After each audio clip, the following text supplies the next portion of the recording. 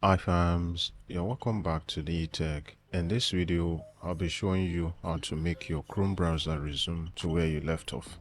Now for instance, if you were up to some task on your browser and you had to log off or take a break, you can make Chrome to resume to exactly where you left it the last time. So what you want to do is to launch your Chrome browser, and then you want to click on the three vertical ellipses on the top right corner of the screen that says customize and control Google Chrome.